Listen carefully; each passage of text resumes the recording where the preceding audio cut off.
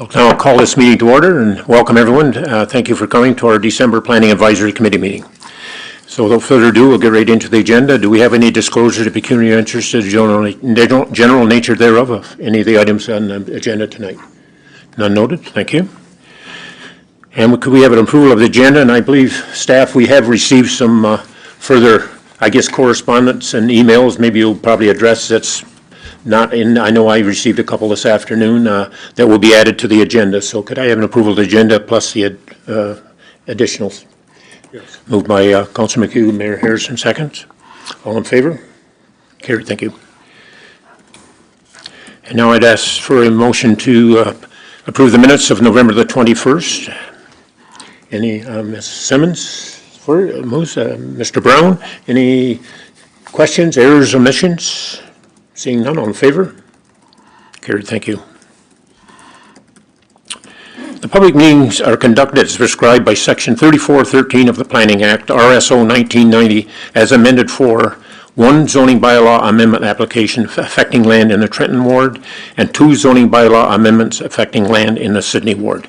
The meeting will be conducted in the following manner for each application. First, I'll identify each application being considered, and then I'll ask planning staff to outline the application being considered. Then ask if there are any members of the public who have registered in advance to attend and participate in the meeting that may have any questions or comments regarding the application.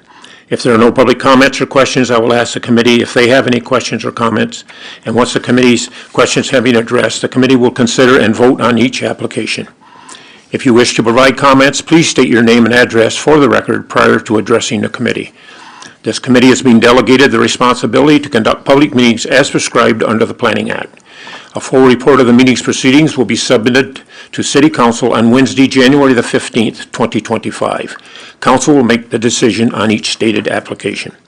Anyone other than the applicant who wishes to receive further notice of Council's decision on each application must submit a written request for notice of Council's decision to the Director of Planning and Development Services. I will now ask the Director of Planning and Development Services, please advise the committee on how notice of these meetings were given.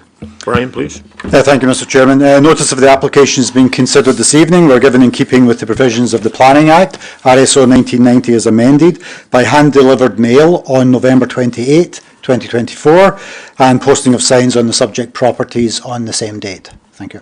Okay, thank you very much.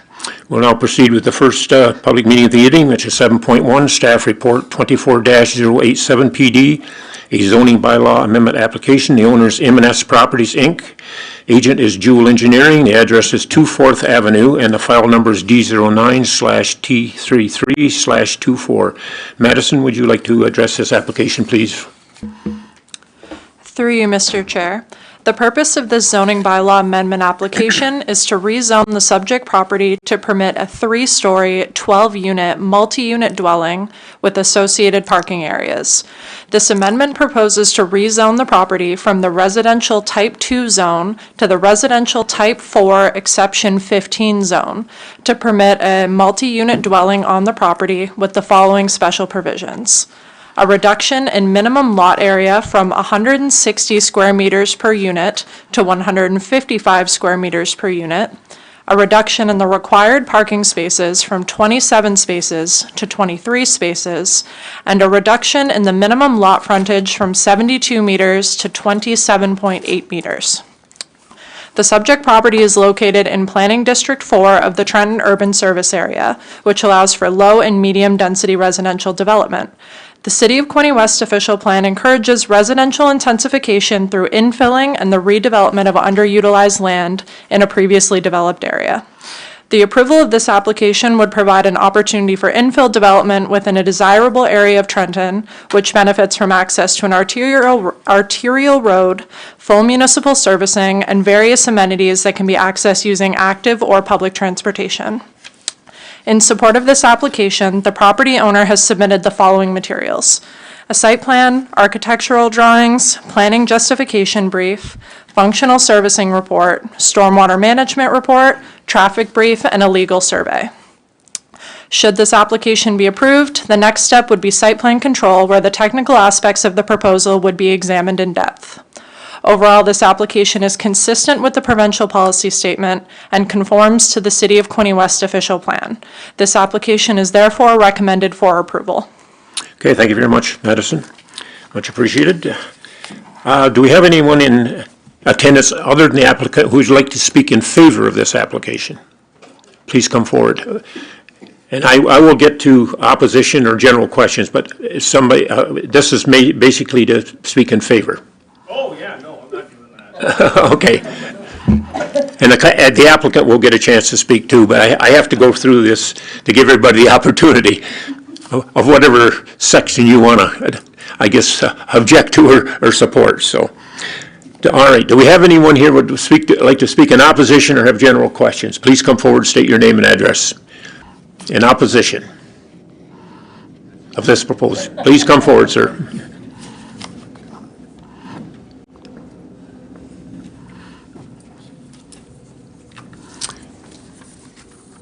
And we could have your name and address for the record, please.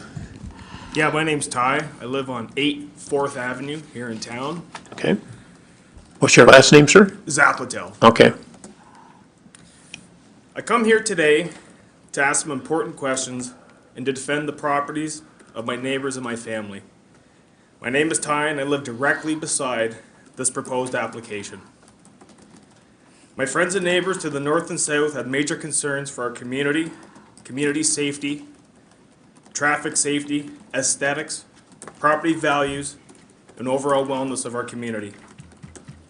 The City of Quinte West and Trenton, our community, our neighborhood, and the place we all call home is looking to rewrite the rule book and change all the rules. The proposal is to rewrite the code and redefine the zone for a 12-unit apartment building directly in our backyards. The notion that our peaceful area could be disturbed by an apartment building is disturbing.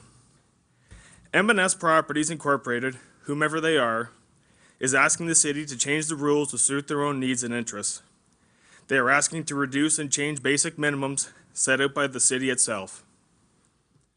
These guidelines were set due to their logic, to their reason, and because municipalities need a basic guideline to which all rules are followed. The corner of 4th Avenue and Dundas Street is an incredibly busy intersection. It's actually too busy. The blueprint and email provided are not good enough quality to read the print, so I had to measure it myself. The proposed driveway is only 150 feet away from a very congested intersection. Public safety needs to be priority number one here. Please acknowledge the following statistics that were collected this week for current information. On Monday night, between 5:15 p.m. and 5:35, 16 full red light violations were viewed on East and West Dundas Street. 10 were headed west and 6 were headed east. 55 cars were observed on 4th Avenue during that time. The idea that M&S Properties wants to add 23 new parking spaces at that intersection means 23 more cars. Not just added to that problem, but centrally located at the problem. Across the street from it, commuters, pedestrians, public transit, and the like. Trenton High School gets busy starting at about 7 o'clock in the morning with custodial staff and teaching staff arriving. School buses, kids walking to school, parents driving their kids, and everyday commuters using this area is heavily congested. On Tuesday of this week, my wife Crystal went to talk to a local crossing guard at that intersection, and her direct supervisor was there as well. Their observations and opinions were very strong in support of public safety. Adding more vehicles in this area would be a huge issue and could directly be the cause of a catastrophic situation. The two agreed it's a dangerous proposal. Between Trenton High School and Pope John Paul High School, the crossing guard and her supervisor agreed the area is busy enough. During that exact time, at 2:20 in the afternoon, 4 more direct red light violations were observed, and in one instance, the crossing guard was having a difficult and dangerous time doing her job efficiently. All within a span of just 10 minutes, everybody. Every day of the week, the school gets busy at 7 a.m. Staff rolls in, and by 7:45, the students get going. School buses flood this area. Moms and dads drop their kids off until 8. From 8 until 2:30 in the afternoon, Kids roam between classes. They get lunch at the pizza shop. They go to the bakery. They go to Tim Hortons and all the other establishments in the area. Foot traffic is incredible. If you haven't been there, I suggest you check it out for yourself.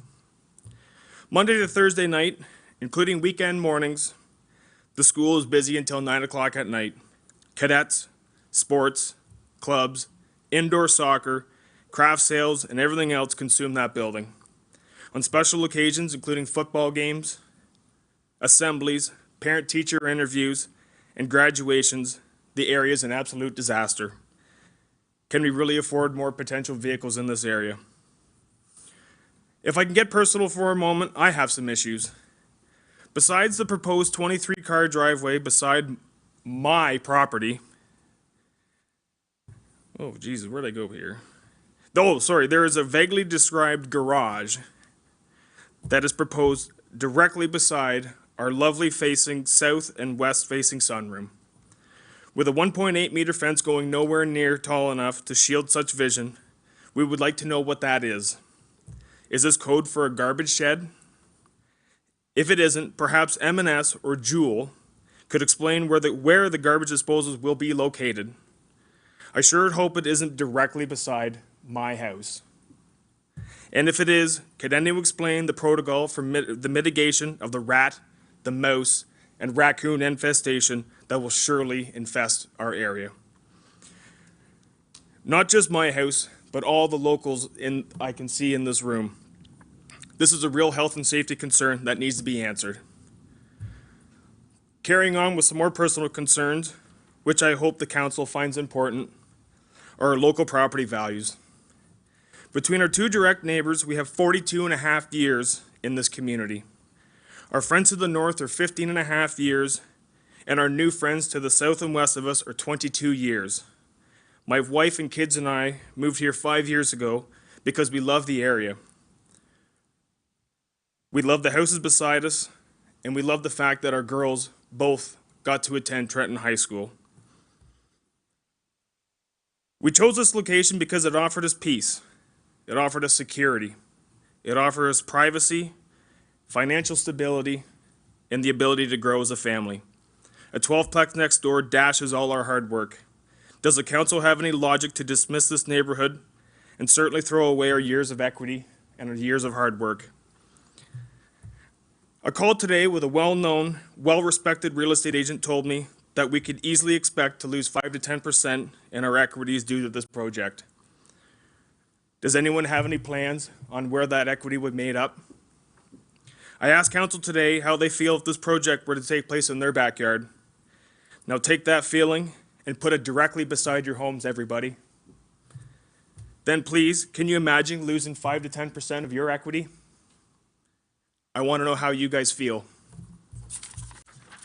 I have a few other things if you can consider if you can, ladies and gentlemen of the council. The north side of Dundas Street is well kept with beautiful homes. 4th Avenue to the north has well kept, nice homes that show pride of ownership, and that's the community I live in. And there's nothing like this at this end of town. It'll stick out like a sore thumb. For the current owners in the area, this is an absolute negative impact. There's nothing positive that will result out of this. Shouldn't our voices be heard? When the fire next door happened to my wife and I in April of 2023, the property was sold to a gentleman named Greg. I had never met this man before, but a firm handshake and his guiding voice ensured me that this would not happen to me. He told me that he was going to propose a couple of duplexes or maybe a couple of triplexes, and that he would prioritize our neighborhood. He wanted the community to stay the same, and he wanted to enrich the local property values and keep our homes the way they are. Instead, council, I propose a modest solution. The idea of 2 duplexes or 2 triplexes seems much more logical and reasonable. The solution will still add housing to the city. It'll still stimulate jobs locally and keep the local feel and not destroy the view and values of homes, and still achieve the goals of the landowner. The valuable homeowners of this area deserve a voice. Our opinions matter. The city of Quinte West matters. The decision is clear. This is not the path forward for this area. I thank all that are in attendance and all that are listening online. I very much appreciate your time. Your support and consideration in this extremely important issue is very important to me. Thank you. Thank you very much. Is there anyone else would like to come forward and address this? Please come forward, state your name and address, please.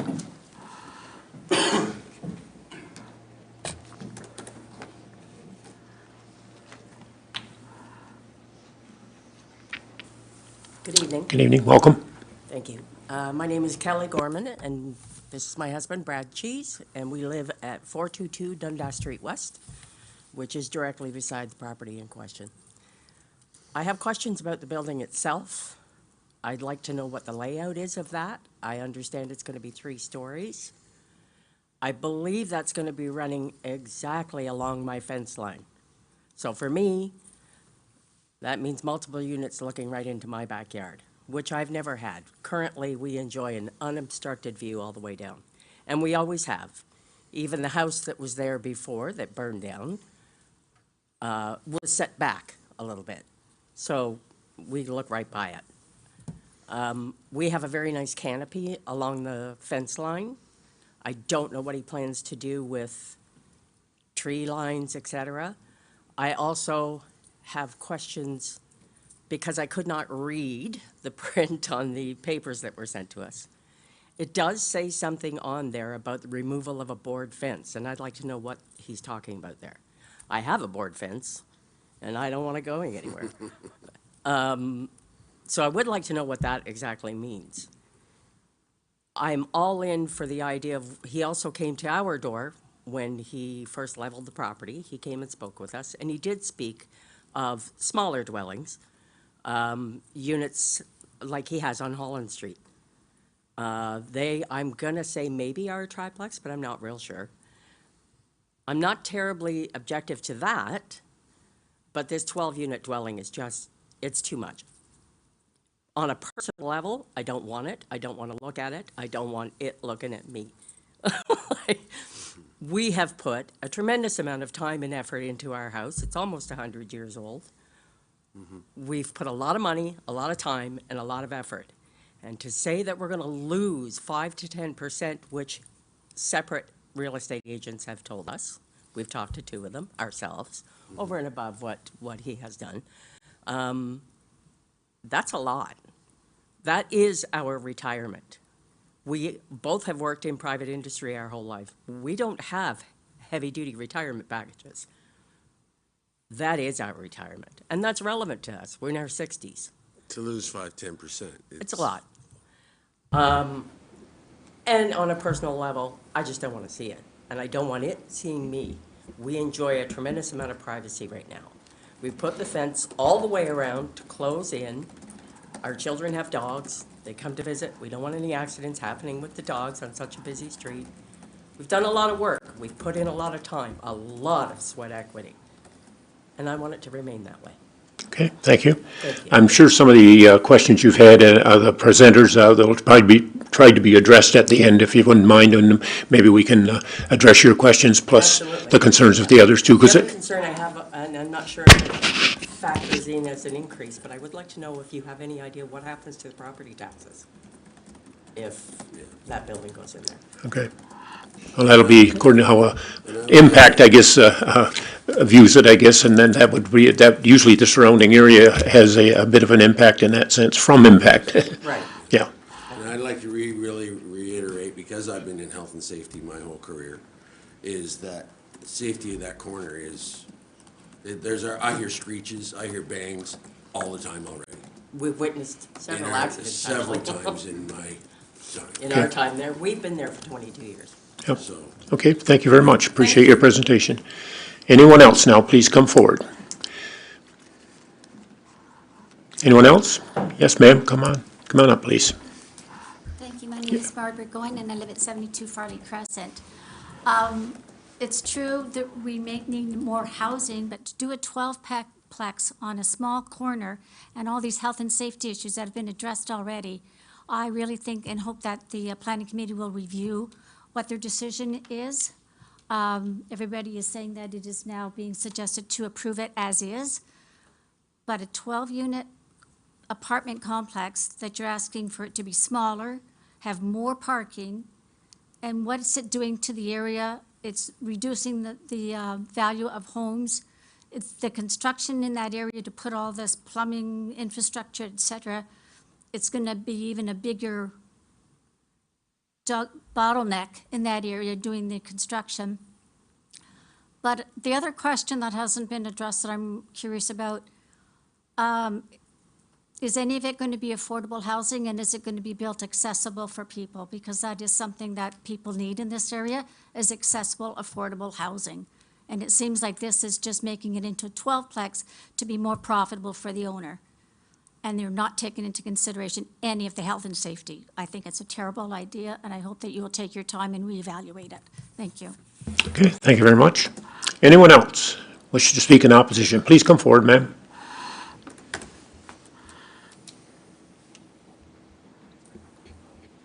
It's opposition and general questions too, and Opposition, Brenda Ogden, 10 4th Avenue. Since I've lived there 15 and a half years, I've been rear-ended. 2 teachers pulling out of Trenton High, they've been rear-ended. I held a kid in my arms till EMS came, getting hit at that intersection. It's been multiple accidents. I've called 911 minimum 4 times in about 12, 13 years. And I also saw a motorcycle collision right at the intersection. And I had a motorcycle just this past summer race between myself and the traffic going straight through as I was turning to the right. It is a high collision area. That section of Dundas Street, 4th Avenue, is 50 kilometers per hour. People come around King Street. My husband got rear-ended too by somebody coming out of the parking lot at the high school. I can only imagine what it may be like with multiple cars pulling out in that high collision area. So. okay, thank you very much. Anyone else wish to speak in opposition or have general questions? Okay, seeing none, would the applicant like to speak now and address any questions that you may answer? And I'm going to revert to staff maybe as far as the city side before I revert it to the committee for discussion. Mr. Chair, and through you, my name is Graham Potter with Jewel Engineering, the agent for M&S Properties. The owners are also here, Greg and Ken. They're the ones who originally bought it after the fire and have formed M&S Properties as part of their development corporation. So, I guess first regarding traffic, Jewel Engineering did conduct a traffic brief that was submitted as part of the application, and our conclusion was that there would be no noticeable impact on traffic. I believe our maximum movements per hour was in the range of 7, which, given that there's the high school and the hospital and a large residential area up in that neighborhood, did not seem to impact the total number of movements in a significant way. Dundas being a major arterial road with a signalized intersection there, there's good control at that intersection. I can't speak to enforcement and people obeying that, but the entrance is off of 4th Avenue rather than onto Dundas. That was a request of staff, and we agree with that makes the most sense to have that as the entrance, and it's pushed back as far as possible from the intersection to try to leave room for vehicle queues and just that separation between the intersection. Regarding the structure to the north end of the property, it is for waste collection, for recycling and garbage collection, so that would be addressed more through the site plan application process, but those would obviously have to be rodent-proof, and pest control would be a concern about that would have to be addressed, and nobody wants that, and that's part of that application. Regarding the height of the building, it is 3 stories. I did provide some additional drawings. It's the architectural rendering. If you want to pull that up, I can show that just to see what it would look like, and then I've also brought some floor plans if you'd like to see those. Thanks. While that's being pulled up, regarding the fencing, our plan is to put fencing along the north property line and across the west property line. The note about the existing fence was that if that fence were to be removed, we would be responsible for replacing that with a new fence. So the idea is to maintain a fence along that, but we didn't want to solely rely on the existing fences that's on the other property. So there's no plan to remove fences and no plan to remove that line of mature trees along the property line either. So these drawings, if I can navigate here. So here's the floor plan. So the plan is to have basically 4 stacks of 3 units. For the 12 units, the 2 outer ones on the ground floor would be accessible is the plan, and they would all be 2-bedroom units. I guess, yeah, so that's regarding the layout, and I don't believe there's any other questions. And I know the lady was concerned about accessibility, but I know under building codes now you have to provide that. That's right. That's all part of, no matter whether it's a big building or a smaller building, but. That's correct. Two of the lower units would be fully accessible, and the other 2 lower units are barrier-free entry as well. Yeah. Would staff like to make any comments in regards to the questions, and maybe while the developer's here and his representative that you may want to address, and then we can carry on from there, sir. Brian? Yeah, thank you, Mr. Chair, through you to the committee. I think one comment I would make first, and some of the speakers actually kind of spoke to it as well, even though in opposition, and it's one of the challenges that we're seeing, or all municipalities are seeing, particularly across urban areas, and that's the demand and the need to moving forward to better utilise land within residential uses. And that usually comes in the form of intensification. There's a whole bunch of background around the types of locations that best suit themselves, even though it may not appear that way if you live close to them, but that best suit themselves to this form of intensification. It usually is on arterial roads where they have access to some of the major traffic transportation networks within the city and close to services. So at that level, this is very much a site that does have potential for intensification, and it's the type of projects we're seeing across the municipality. Fully understanding that what that means in a neighbourhood where traditionally some of the homes, even though they are close to the downtown core and close to major arterial roads, that they are low density currently, what you're going to see over time is you're going to see those intensifications increase. And opportunities like this present themselves and be taken. When I think the first gentleman spoke about changing rule books, etc., I just want to explain that. So the way that works for the municipality under the Planning Act, there's really 2 pieces of legislation that come to play. The variance here, the amendment, is being requested on the zoning, and you're correct, that's a change. That's a change. The current zoning allows for a single detached home because that was what was on the site. And the request is to increase that to allow for a higher level of density. That's the reason for the application. But the other thing that has to be borne in mind is that the overall blueprint or guideline, if you like, for planning within any municipality is the official plan. And the official plan is the higher level document. It's more policy than specific zoning. But it talks about what the longer range plan is and what could happen on a site. Not necessarily what's there now, but what could happen in the future within certain parameters.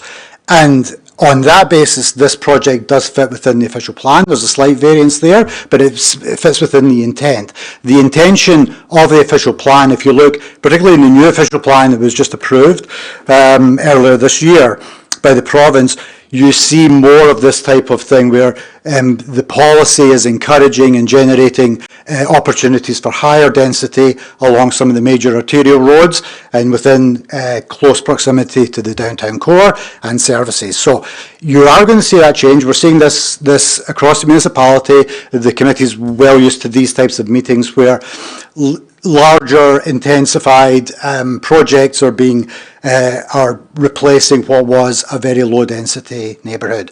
And we understand that's change. I think when it comes to the scale of that change, and this is where maybe if you live there, the opinion's obviously different, but one of the things with this type of project is that while it's a larger intensification in terms of the overall number of units, the building scale is still appropriate to the size of the site. It's a 3-storey building, it's not any higher than that, and it does fit within those general policy guidelines for intensification.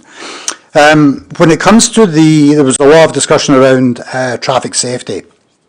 That's a very difficult one to respond to, because from the perspective of reviewing an application, and Mr. Potter spoke to it as well, we do an analysis, and in this case the developer does an analysis and we review it, and there's basically provincial manuals that dictate what type of scale of traffic generation is applied to a site and applied to a development, and what the impact of that might be. When we look at a property like this, Ms. Potter mentioned that while there's 12 units and while there's 23 parking spaces proposed, that does generate around 7 vehicle movements per hour. Now, if you look at the intersection, if you look at the fact that it's a controlled intersection, and the size of the road network, i.e. the scale of the roads, arterial road and connecting roads, they all have the capacity to hold that additional traffic. Now, you then get into a difficult conversation around what you all experience living there, and that's more around driving behaviours and driving enforcement, as opposed to the ability for that road network to handle that additional traffic. The road network, from a technical standpoint, can more than handle that additional traffic generated by this project. As I say, driver behaviours, etc., is a slightly different thing. This is definitely a major arterial road, and we recognise that. But based on the information provided, the traffic network and the road network can handle this additional traffic. Another one is I should say as well, some of the comments or some of the questions have been around some of the details of the site, garbage enclosures, fencing, etc. While the developers provided additional information at this stage, the application is now for zoning. So there is a further application to come, technical application, that would deal with the siting of the building, setbacks, parking, location of fences, and all of that type of detail. At this point, we're really just dealing with the zoning. The other comment I will make, even though it's an unpopular comment to make, is that the review of a planning application under the Planning Act does not consider potential changes to property value. That's not something that's considered a planning issue for review under the Act. That may well be the case, and you could probably find realtor that would give you different pictures on what that picture might be, but that's not something that the committee would consider under Planning Act applications. So those are my comments at the moment, Mr. Chair. If there's anything else from the committee. Okay, thank you very much. Okay, we've heard all the comments from the audience and the developer up to this point. I'm going to ask the committee to consider any questions, comments, and as you have in front of you, the recommendation from staff is to approve, but I'll leave that to your decision down the road. So first of all, I'll start here. Mr. Brown, you have a question or a comment? Thank you, Mr. Chair. For you, mainly just a comment. I live in a 12-unit complex in Frankfurt. Traffic-wise, honestly, even the 7 vehicles per hour seems a little bit high based on my experience. It's not uncommon. My kids after school playing hockey out front, they don't have a car to move for 15, 20 minutes, so I don't worry too much about that. The flip side of the traffic issue, we do have a committee that deals with traffic safety, things of the sort, and we have Quinte West OPP. If you see, red light violations, they are there, and from my experience, they will work collaboratively. I did have a situation in our neighborhood where, I came pretty close to pulling a 20-year-old fellow's Audi by his hair, but cooler heads prevailed. We were able to work with the police, and to their credit, they actually did they did a good job working collaboratively and solving our problem. I will note quickly about the garbage shed. If that is up against the property line, I'm sure there is a more creative solution to get that away from somebody's house, because I live in a multitude of different types of dwellings, from high rises to areas like this, and usually more effort was made to have garbage collection be in a better spot where it's away from everybody's home. Now, the one thing I will say, and again, having experience in living in many different types of multi-unit dwellings, is the pride of ownership. I don't see why people living in a place like this wouldn't have pride in it. I don't see why you wouldn't see Christmas lights in the windows this time of year, as you see apartment buildings all around. I mean, I lived in a high-rise in Ottawa during the pandemic. You know, we always had a flag up, Christmas lights. We banged the pots and pans with the whole neighborhood. You know, when that was a thing 4 years ago. I just think it's not. I don't think it's fair to say that only people who live in a single dwelling can have pride and ownership. I think that's a falsehood. I think home is where you make it, and I think we have to give the opportunity here. And as a matter of fact, I've been driving past this piece of land for a long time, and even said to my wife a couple months ago, I said, you know, they could probably put something here that easily 12 units if they were creative enough about it. So I was actually on board before it even came up. So. And again, I do encourage you regarding the traffic safety. Get a hold of Quinte West OPP. They will help you out. That's just speaking from experience. Thank you. Okay, thank you. Councillor Card, I think you had your hand up. Thank you. Thank you, Mr. Chair. And through you, for the agent or owners, I just had a couple of questions in terms of the ownership structure. Are we looking at a condo corporation? Are the units intended to be rental only? Are any of them going to reach CMHC or provincial definitions for affordable or accessible housing? A few questions regarding that. And then I think it mentioned a couple of times in different public comments about some of the initial contact with the residents, suggesting possible development, duplex, triplex, multiple triplexes, duplexes, some comments about that. Could you just speak to kind of the change in the development sought and that process? Because that was mentioned by a couple of folks. Yes, please come forward. Thank you. Mr. Chair, through you. So I guess regarding the ownership structure, the plan is to have it as apartments only. The owners do have other triplexes in Trenton. They're residents of Quinte West and business owners in Quinte West.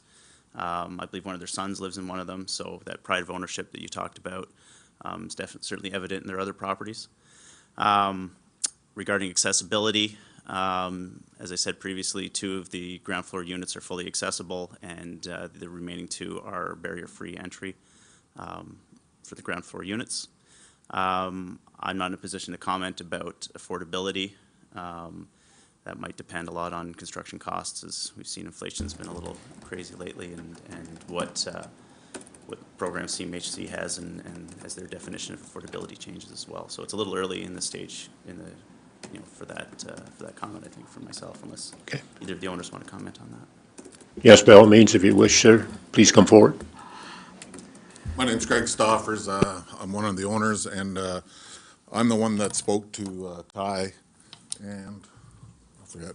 Anyways, so not so much what Graham was talking about, but I wanted to comment on the original duplex, triplex. I built 2 triplexes on Holland Street, and that's what I was telling Ty that I had built, and I was proposing something similar to do on that property. And basically, those are my triplexes times 4 in the one building.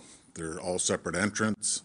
It's not an apartment building, it's a multi-unit, and yeah, that's where that kind of came from. And we've worked with Quinte West from day one. We thought we would probably only be able to get maybe 2, 3 triplexes on it.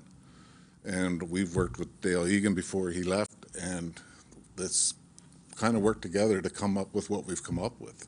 So that was that. And to address the neighbor to the west, we've been trying to push the building farther east because I know it's in your backyard kind of thing, and we push it as far as we can. Because it's a sideline, side lot and not the backyard. By rights, we only have to be like 1.2 meters, but I forget how far we've pushed it east now to try to keep it out of our backyard. The garbage thing, I think that's something we could probably address if we get past this stage. Councillor Card, do you have any other questions? Okay. Ms. Simmons? I just have a couple of questions. One is, how many units the Christian Reformed Church have? Do you know? Staff know that offhand? No? I just wondered how dense it was. And the other thing I was concerned, like this unit, the fact that I don't know what age group you're aiming at, but to have only 2 or potentially 4 accessible to me is short-sighted. Would you like to address that, sir? If you could. I guess just to comment on the accessibility, without putting an elevator in, we can't really make anything accessible beyond the first floor, and that would turn it into an apartment building, which it's meant to be a multi-unit, with where everybody has their own dedicated entrance and that little bit of extra separation between residents. Okay, maybe I was confused. So everybody have their separate entrance, but they have to go upstairs to get in? That's correct, except for the ground floor. The ground floor are all barrier-free entry, so the ones that we could make accessible, we did make accessible in this proposal. So again, that has to go through site plan and building code to get to that stage, but that's the plan. Okay, just another question then. So, but what is the difference between an apartment building just because they have their own separate entrance, but they have to go in? Are there 4 doors there? That's correct. There's a door. There are 12 doors on the front. Yeah, I can see them now. That wasn't sent with our regular things, so yes. Yeah. So in an effort to be as efficient as possible with the interior space, there aren't common corridors inside, and there isn't provision for elevator, which would also increase the cost as well, and therefore increase the rents. Right. But by having only 4 accessible, you're eliminating a large population of people that could possibly live in that. For the I'm other just ones. saying, yes, that's right. Yeah. The building code minimum, I believe, was 2 for building code. Yeah. Okay, thank you. Okay. Anyone else? Councillor Quinte? Thanks very much, Mr. Chair. So, Quinte West definitely needs a building such as this for residents. I understand the concerns about the traffic, but as Director Jardin mentioned, that's not really a factor when it comes to this planning decision. That's a matter for a different committee and also policing by the Quinte West Policing. And perhaps maybe to answer Member Simmons' question regarding the residents from the church. From Google Maps, it looks like there might be as many as 8 units, and there's over 20 parking spaces at that residence, if that helps to answer any questions. And I believe those are all in a similar design as what's being proposed here, where they all have their separate entrances. My only question is, is there a possible design feature where you could angle this building so that instead of it's and in the backyards of these properties, that it more fronts onto the Dundas Street or 4th Avenue in such a way, or maybe even an L-shaped structure instead of rectangular? I don't know if that was considered, or maybe it doesn't even fit, I don't know. That's the only solution that I can think of to stay out of the backyards of these individuals. But basically, I am also going to be in support of proceeding with this application, mainly because we need apartment buildings. We have many apartment buildings that have been proposed, and there's not that many that actually getting started. And this is a step in the right direction, in my opinion, and it's probably going to be a couple of years from the time we get this passed to we actually see any construction here, because it does take a really long time. But let's hope it's faster. Thanks. Okay, thank you very much. Councillor Kosovas. Thank you, Mr. Chair. Similar to Mr. Brown, he mentioned driving by there frequently. I do myself. I see it every day, and I agree. I always thought it had multiple use homes that could fit there. You could service the housing need, but also I know some of the individuals that have spoke have mentioned being concerned about the property owner. These individuals are in our community. The past owner, if I'm not mistaken, the fire was caused by illegal activity, so that was your previous neighbor. Now this is a new build. It'll be clean and consistent. What I did have in mind, though, that the 3 does seem a little large for that area. When I passed, I seem to think of there's a Plaza 290 Dundas Street West.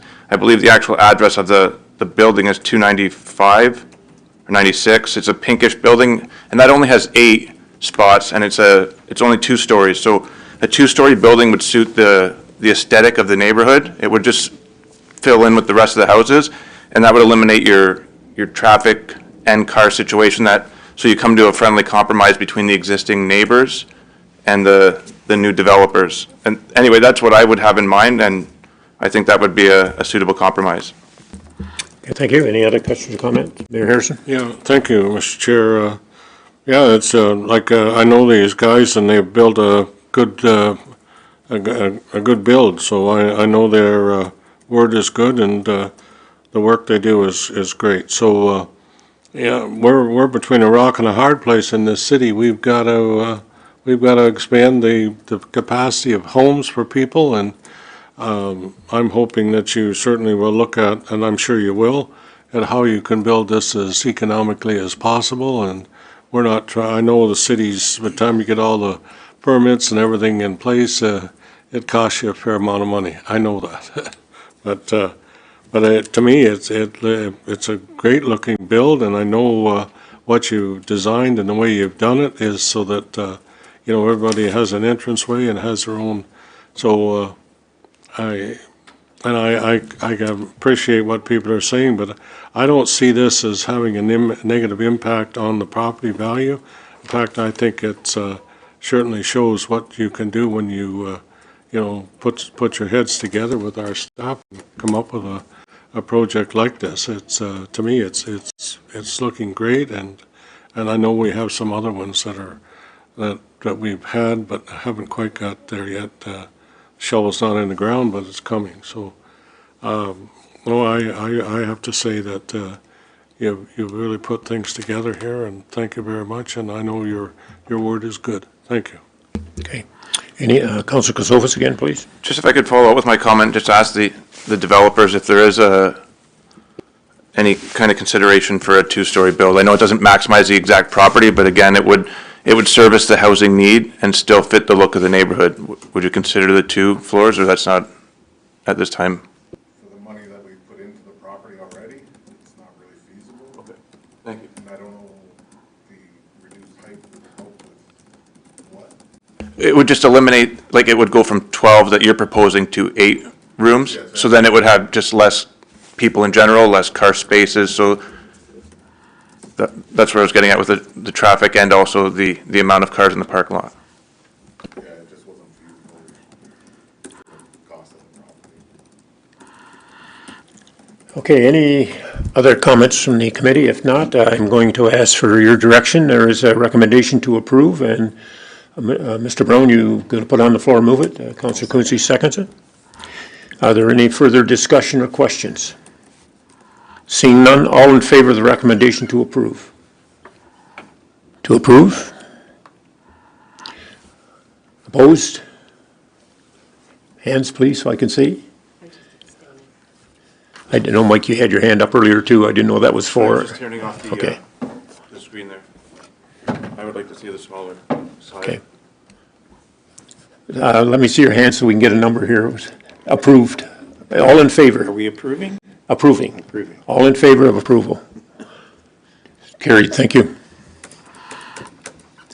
All right, staff, we'll now move on to Item 7.2, staff report 24-088 PD, a zoning bylaw amendment application. The owner is Shane Grobe. Location is 510 Montrose Road, and the file number is D09/S34/24. Madison, would you like to address this application for the committee, please? Through you, Mr. Chair. The purpose of this zoning bylaw amendment application is to rezone the subject property to permit a doggy daycare with a maximum capacity of 15 dogs and the occasional overnight boarding of 6 dogs, inclusive of the applicant's 3 personal dogs that are permanently housed on the property. This application was the result of a number of complaints to the city's bylaw department dating back to 2022. The subject property is located in Planning District 1 of the South Sydney planning area. Dog kennels are only a permitted use in the rural and agricultural zones, which tend to be larger lots located outside of established settlement areas. The subject property is only 0.45 acres in size and is located in a densely populated area. Since the proposed doggy daycare would operate out of a residential dwelling, it would be considered a home occupation. With home occupations, the residential use is the primary land use, while the home occupation component is subordinate. The home occupation regulations under the City of Quinte West zoning bylaw establish that a home occupation may not create a public nuisance. In light of the 5 complaints that have been made to the city's bylaw department to date, staff is of the opinion that the proposed doggy daycare has already created a public nuisance. As a result of the public circulation, a total of 4 letters were received in support of this application, and 5 letters and 2 phone calls were received in opposition to this application. The letters of support commended the quality of the doggy daycare, referencing the cleanliness of the property, the lack of noise associated with the business, and the value that the doggy daycare provides to the community. The letters of opposition cited issues including the fact that the property owner continued to operate the business despite orders from the City of Quinte West bylaw department requiring them to cease operations, insufficient lot area to accommodate the dogs on the property, the risk of health and safety concerns for adjoining neighbors resulting from dog excrement, excessive noise, and the increase of traffic resulting from the business. Overall, this application is not consistent with the provincial policy statement and does not conform to the City of Quinte West official plan. This application is therefore recommended for denial. Okay, thank you very much, Madison. Do we have anyone in attendance other than the applicant who wishes to speak in favor of this application? Anyone in opposition in attendance? Any general questions? Please come forward. Prepared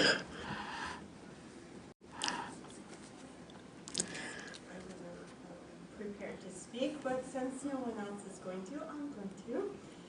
My name is Kimberly Browner. I formerly lived at 260 Catalina and then have relocated to 6 Northwood Crescent. I've used here many times since I've moved, but the original time that I used his daycare service was because I was a victim of abuse at the home and had to spend 6 weeks at 3 Oaks. In that time, they do not allow you to keep your pets with you, and there were no resources available to me at that time. I called Shane's service after hours, and he took my dogs immediately. My dogs were not trained. I had just recently purchased them. He potty trained them, taught them how to sit, how to come. They don't bark. I can put my hands in their mouths. They're 80 to 90 pound sheepadoodles.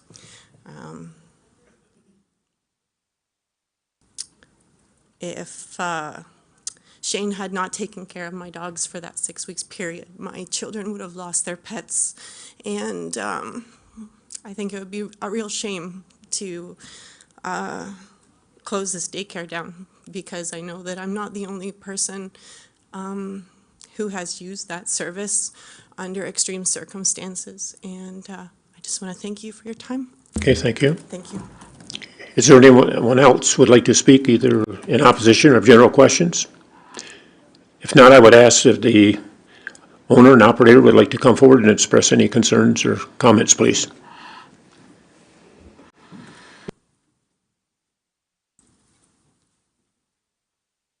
Shane Grob, owner of Hound Doggy Daycare. Nicole McDougall. My wife, Nicole. To address some of the concerns regarding the traffic, we do have two businesses. One directly beside us is a daycare who have traffic coming in and out all day, dropping off kids. We also have one directly kitty corner across from us is a hairdresser. She's been running for multiple years. Again, cars coming in and out regularly. They use our driveway as a U-turn point.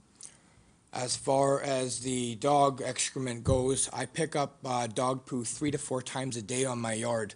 I make sure that my yard is clean because I also have 3 children that like to play in my yard as well. So as far as that goes, 3 to 4 times a day I clean my yard to ensure that everything is clean. And regarding some of the noise complaints, we also have had issues with neighbors down the road whose dogs are outside all day long barking. When you're around the block and behind us, you can't tell what house they're really coming from because they're 3 doors down from us. So when you're kind of in that in between, you can't really tell which direction they're from, but we hear them all day as well. Okay. Is there anyone else would wish to ask any questions of the owner? I will ask the committee now if you have any questions of the owners, being we have them here at the podium. Tessa, is the speaker working there? It doesn't seem to me like it has. A little bit closer there. Yeah, we can hear you now because.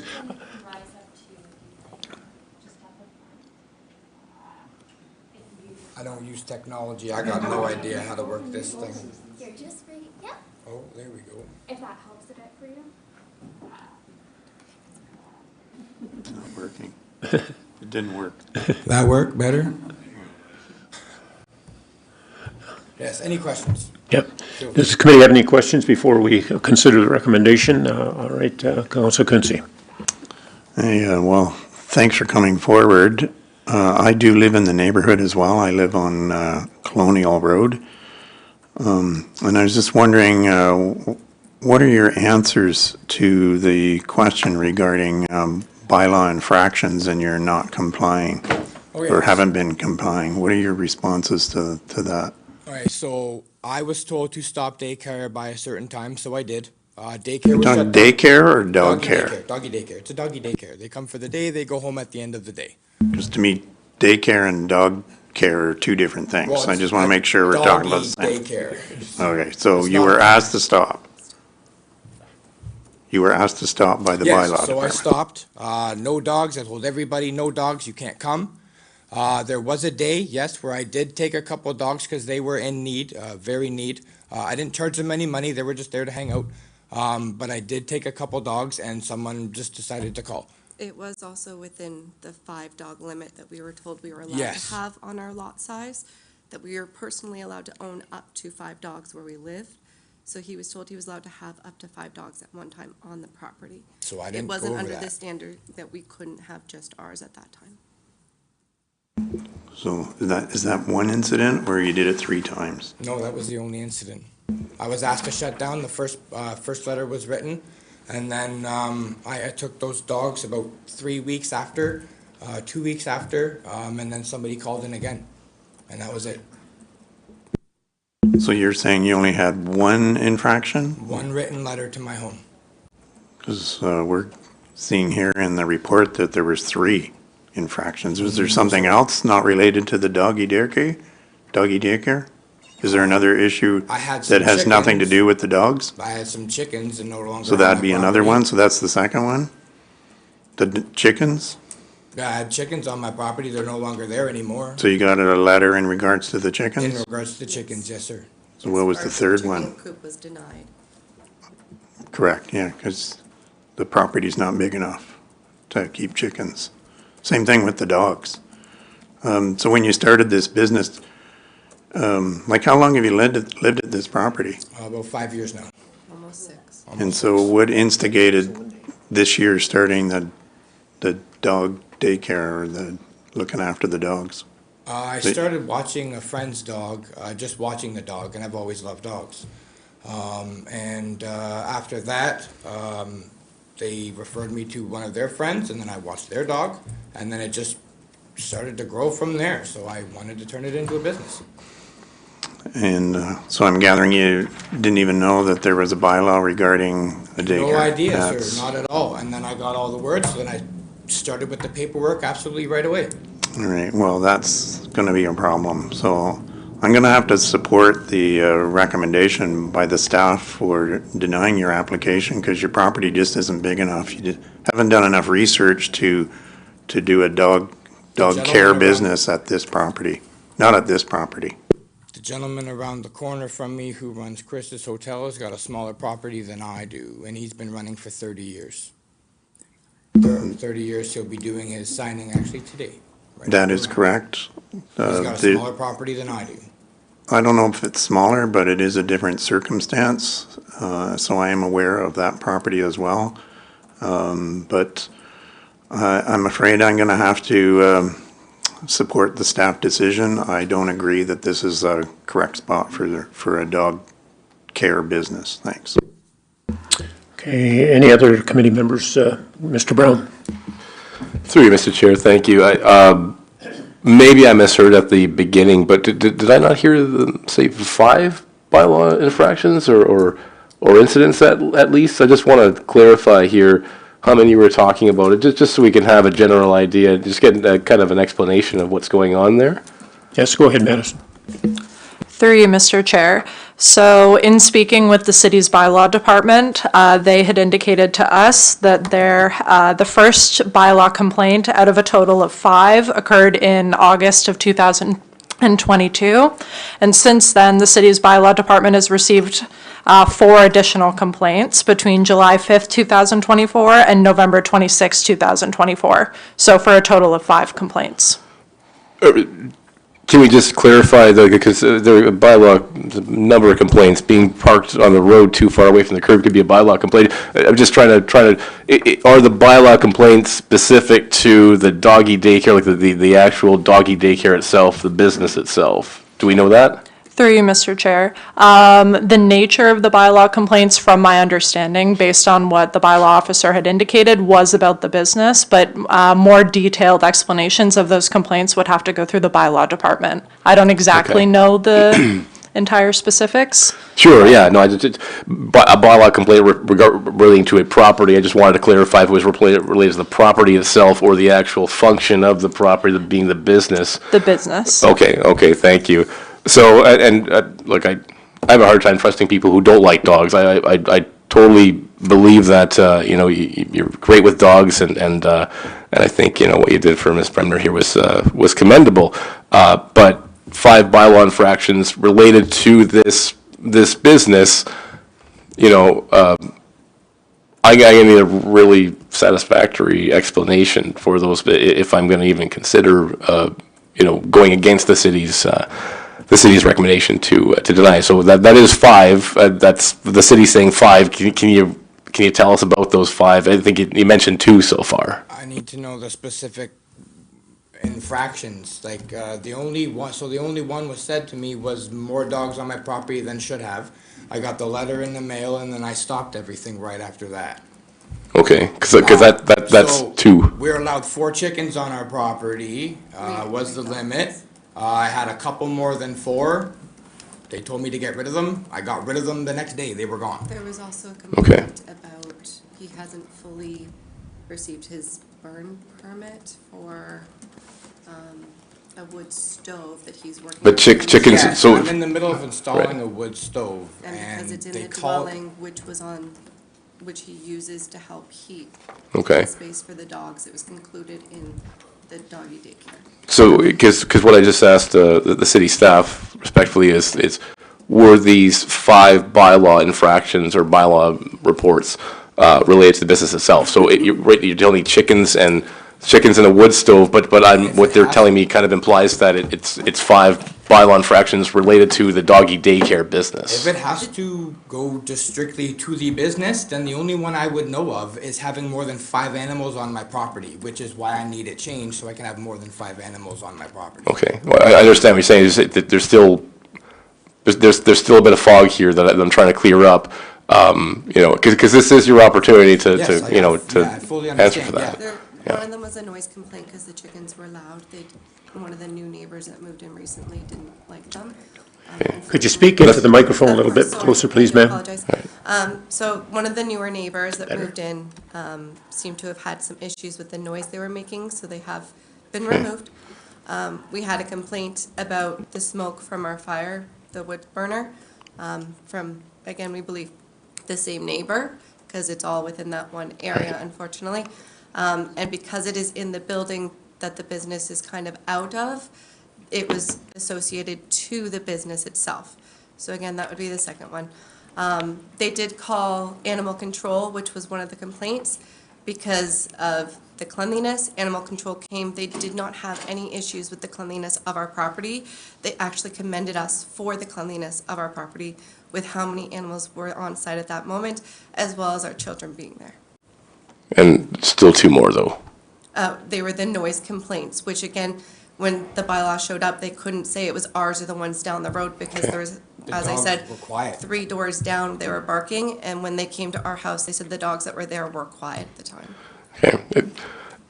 Thank you. But the only other concern I have is that directly next door is a daycare for children, which it is a little worrisome having a bunch of dogs there, which could become loose and,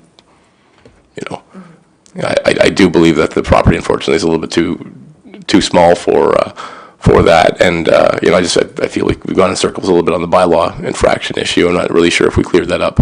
And for that reason, I'm going to have to support the city's recommendation on this one. I do apologize. Brian, you said you wanted to make a comment, please. Yeah, maybe if I can, through Mr. Chair. So I think on the bylaw infractions, I think the first thing is to separate the difference between complaints received and actions taken, because they're not always the same thing. Very often bylaw staff go on site and find that maybe there is no infraction, or it's not the infraction that they expected to find. And I think also, and I think the applicants have spoken to this, there are some that are combined. Quite often bylaw staff will go on site because of a complaint about noise. They maybe deal with chickens on 1 minute, and then they say, well, we're here, let's talk about the dogs or the smoke or what. So things get combined. I think the important thing was that there were 3 orders issued at the same time. So that's the actual bylaw action related to the business, the noise, number of dogs, etc. Yeah. Okay. The other thing I would just mention, as an overview, because I know that obviously for the committee it's the history around complaints or around input is obviously very important. It's a very important part of the process. But I think the important thing to keep in your minds, both for this application and the one that comes next, and this is really to try and explain staff's position on this, is that the way in which the doggy daycares, both of them to be honest, are operated, and the number of complaints received is not really the primary issue in terms of staff's recommendation. The way that staff review this, because it's a zoning amendment application, is in relation to the land use. So what are the principles of the land use? Is this an appropriate land use? Forget about how it's operated, whether you've got one great operator or one that's maybe not, or neighbours that like it or neighbours that don't like it. At the end of the day, we're reviewing it and we are recommending based on, is this an appropriate land use in the long term, irrespective of how it's operated in this neighbourhood on this type of property. And that's why our recommendation is unfortunately to deny. We recognise the need, we recognise that people need that type of service, but if you look at zoning bylaws across the province and elsewhere, the very traditionally, there may be some exceptions, but very traditionally, kennels and dog sitting facilities are found on agricultural properties and on rural properties for the very fact that they have more space and you can create a bigger separation between the animals and local residents. Because even though you don't get complaints on a daily basis, it always has that potential. And obviously we're looking forward, we're looking at a land use that once the zoning is approved, that use is there, for the long term, and that's why there's a concern outside of the operation, outside of the complaints. Thank you. Okay, thank you very much, Brian. Any other comments? Councillor Quinte.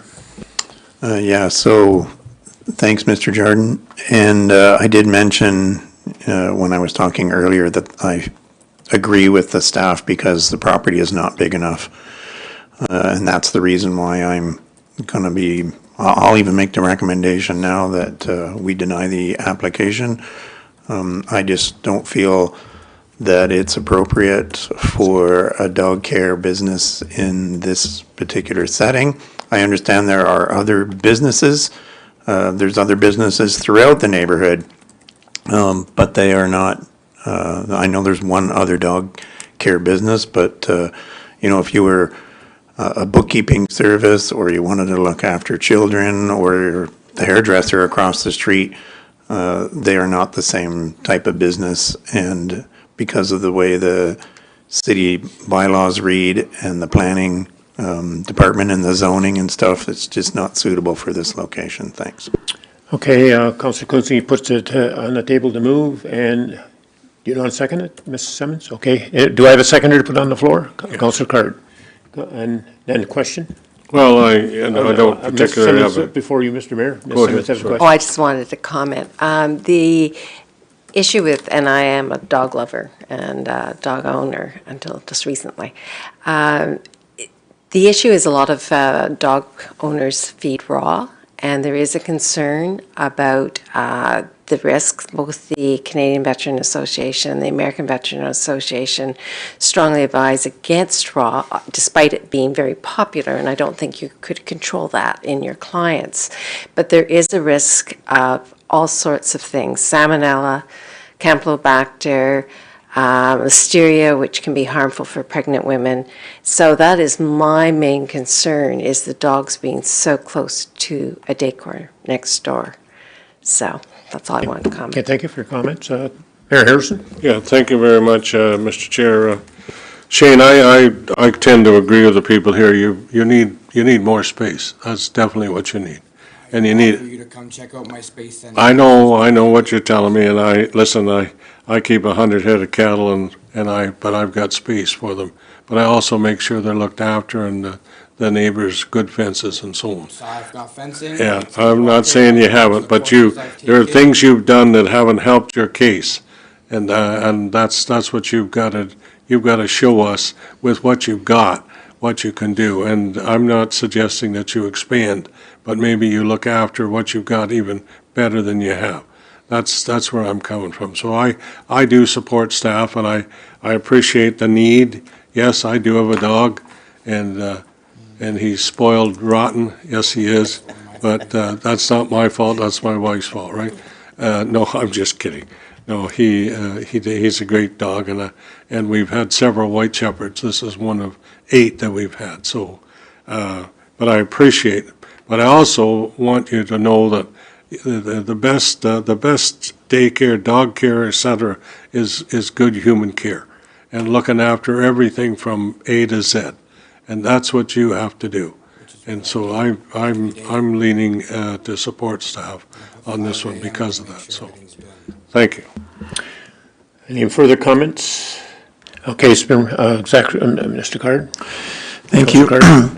Thank you, Mr. Chair, and I also appreciate the service that you've provided. It sounds like certainly Ms. Bremner and others, your service has been very valuable. I think that kind of one of the through line with tonight's planning applications and public meetings, kind of the changing nature of neighborhoods and the planning land use that we're always dealing with.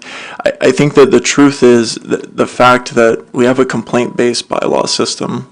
So the bylaw officers, of course, aren't out searching for issues. It's, they receive complaints. And I think that in and of itself, kind of the public input that we have and the history of the complaints kind of proves the point that this isn't really an appropriate place for a daycare at the end of the day. And whether or not you're doing a really good job, it could be the best doggy daycare in the world. But the fact is that obviously there's proximity enough and complaints coming from the folks that's affecting their quality of life. And, even if we allowed this, the complaints would never end. It would drive you mad because it would keep going because it's a residential. You're just too close. So regardless of our that is the fact. Regardless of our decision, so I will support staff because I don't think it can operate the way that you want it to where you are. Okay, thank you. Any further questions or comments? Okay, it's been regularly moved that we support the recommendation to deny the application. All in favor of the recommendation to deny? Opposed? Carried. Thank you. Thank you very much. Thank you for your attendance. This still has to go to council if you wish to, it's got one more step. So I'd leave it in your hands and to deal with it in whatever way you would like to at this time. Okay, thank you. It'll be January the 15th, I believe. Yep.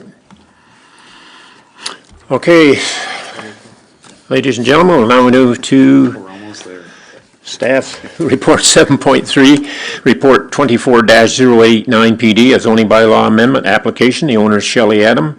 The agent is CAG Paralegal Service, and the location is 1205 Moira Street West. The file number is D09/S35/24.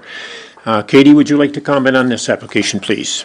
Through you, Mr. Chair, the purpose of the zoning bylaw amendment application is to permit an extension to an existing temporary use bylaw in order to continue to permit the use of the property as a doggy daycare/boarding facility to accommodate a maximum of 15 dogs overnight, with a day sitting of an additional maximum of 10 dogs under the rural residential exception 69 zone for an additional 3-year period.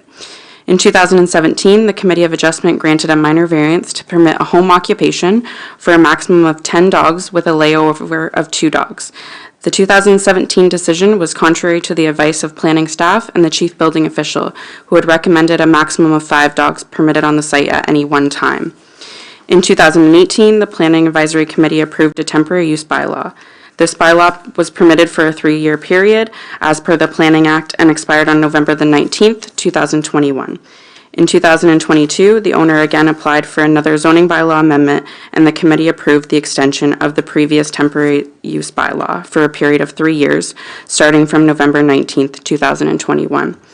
Ultimately, the scale of the business is excessive for the property and the residential neighborhood. The permission granted under the minor variance maintains the doggy daycare as a home occupation. The home occupation regulations under the zoning bylaw establish that a home occupation may not create a public nuisance. If complaints are received, the city would have the opportunity to enforce the zoning bylaw in this regard. If the property is zoned to permit this commercial land use, this opportunity is lost as the land use has been formally entrenched for another 3 years. With home occupations, the residential use is the primary land use, while the home occupation component is subordinate. Bylaw staff will be able to enforce the city's noise regulations. However, the use would still be able to continue since it would be permitted by the zoning. In addition, there's potential for land use conflict caused by traffic generation, as well as potential for noise from 25 dogs. While the current owner runs a good business with no apparent complaint, a future owner may not take the same level of care. The scale of the proposed business is not appropriate for the location, which is bordered by single detached dwellings on both sides. Planning staff have considered the proposed extension to the temporary use bylaw, the applicable planning policies, and city bylaws. The temporary use bylaw does not comply with the official plan and does not maintain the intent of the zoning bylaw. Therefore, it is the opinion of planning staff that this application does not represent good planning, and it is recommended that this application be denied. Okay, thank you very much, Katie. I know we have 2 ladies here on our virtual here. Is there anyone in attendance who wishes to speak to this before I revert to their comments, maybe? Okay, seeing none, would Dara or Shelley like to speak to the application as presented, please? Mr. Chair, I'll speak to that. Can you hear me all right? Yes, we can. Perfect. We are aware, we have been here before with the city, the planning committee. Shelley has taken what has been said with a grain of salt and taken their type of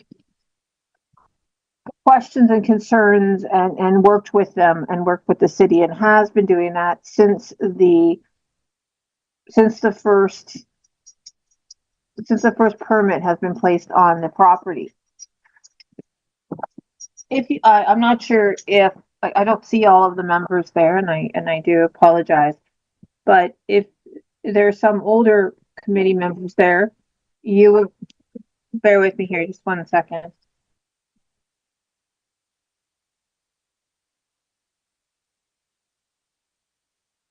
Sorry about that. I had my dog in here and she was quiet. Now she's barking.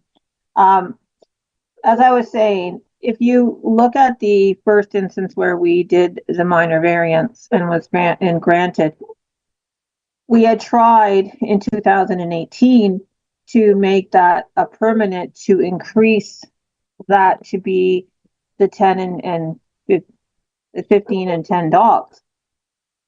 However, at that time, it was decided, as the city had already stated, the staff, they didn't want to make it a permanent structure on the building due to the fact that in case there was an owner that came into the building that may at some point not follow the rules that Miss Adam was following and striving to maintain on a regular basis. That time it was agreed by the committee to allow a temporary basis of three years at a stretch. We attended again in 2021 to come. We didn't get hurt to 2022, but we attended for the next 3-year stretch. And again, there's been nothing that has been shown to be that there should be any issues with complaints with the neighbors. In fact, my client the owner has literally changed her home to be exactly what they were looking for from the very beginning. In the plans, you'll see, I just brought it as more of a referral than as a new item. All of the changes that Miss Adam made to the property to make this a occupational business of a doggy daycare. And she spent considerable amount of money to do so and met all of the requirements of the fire, of the city, of all the bylaws. She's now gone and she consistently every year, again, that's also part of the documents. She's gone every year to get herself a proper kennel license. So she has with the city of Quinte West. And every year she has a valid kennel license as per the recommendation and requirement from the city. They have come to her property and they have had no issues with giving and reissuing this kennel license every year. We are asking for, we're not trying to change anything, Mr. Chair. We're asking it to be exactly the same thing. We are aware that if this property is sold, that anyone who cares to do what Miss Adam is doing will have to come to the board to show what they're following Miss Adams' business protocols. And nothing is ever guaranteed. This is why we come every 3 years to reintegrate this and to have it reapplied for, because it's not always guaranteed. But nothing has changed with Miss Adams and her business. The same amount of rules apply every time she wants to go and have a dog, a pet in her home to watch in this daycare. She has the same amount of in and out traffic she has had since this 2017 when she was issued the minor variance. Nothing has changed. The people who come are staggered. They don't come in one lump sum and a lot of people at one time. They come and they're scheduled to come so that there is no buildup of traffic on the road, that there is no buildup of noise and confusion with the animals. There's been no noise complaints of the dogs. And if there is any minor barking, it doesn't last very long. And secondly, she has had no issues with the smell of feces and has, again, it's part of the up to date where I provided you the 2024 to show that every week she has someone come and pick up her dog feces so that it is not even on her property. It is always disposed of and actually recycled for other uses when it needs to be. So it actually goes back to the environment for another use. I've also put in all of the petitions of support, and you can see that the amount of people haven't changed over the years. There's still the same amount of people. No one has called in or come forward to say they dispute to have this continue. And all I request, because Miss Adam has no intention of selling this property in the next 3 years. She has no intention of selling this property in the next 6 to 10 years. She loves what she does. She intends to be a business owner in this business for the next foreseeable future. However, in order to do what she's doing, she just needs the renewal of something that's already in force and effect, that has already shown to be of a good working order, that has shown that she has not varied from what the city bylaws have told her to do. And in fact, there has been no reason for anyone in the city to even come to her place to make even an inquiry on a complaint bylaw. Everything is running quite smoothly. The only thing that she is missing is the extension to continue to do this for the next 3 years. We're not asking for longer. We're asking for exactly the same thing as what she has always received in the last two separate applications, minus the trailer, which was on the other one. That's not part of this application, just the dogs and just the use of the property so she can have this for the next 3 years. And those are essentially the submissions on Okay, that. thank you very much. We appreciate that. Ms. Adam, do you want to have a comment or add anything further before I ask the committee to consider the recommendation and any questions or comments they may have? Okay, seeing none, committee, you do have a recommendation in front of you, and I would entertain any questions or comments or a motion to either support the recommendation or otherwise. Councillor McEwen, and I'll go to. Okay, question? Yeah, I have a question. They're asking for here, I believe, is 15 overnight and 10 and day sitting for additional 10 dogs. I think what we have in place now is 10 and 2, is it not, on the temporary one? If that's the case, they are asking for a difference in not just a 3-year extension to what they have. We're asking for a 3-year extension plus an increase in the number of dogs. Am I misunderstanding something here? Ms. Sanders? No, if you look at the last one of October 5th, I put the bylaw in just in case that some members might not be familiar with the history. I figured it'd be good to put the history in. On October 5th, 2022, under file D09 S1222, the effect of the bylaw was to permit the temporary use of a maximum of 15 dogs overnight with a day sitting of an additional maximum of 10 dogs. Also permitting the provision of on-site staff and 1 dwelling unit. I think, Katie, Ms. Whitehead would like to comment on it from planning staff, please. Through you, Mr. Chair.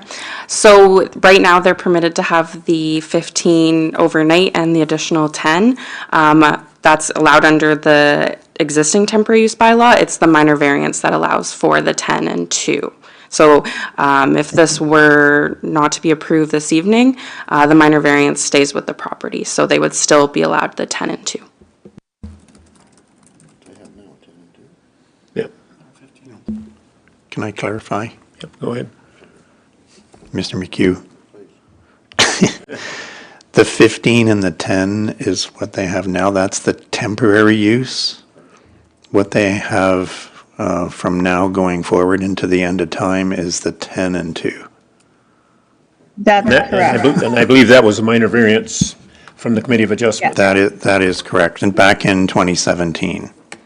So right now, Ms. Adam is asking to renew the 15 and the 10, which is what has been in place since 2018. And if memory serves me correctly, I've been on the planning committee, and of course, Chairperson Allier's been on there, and Mr. Mayor Harrison.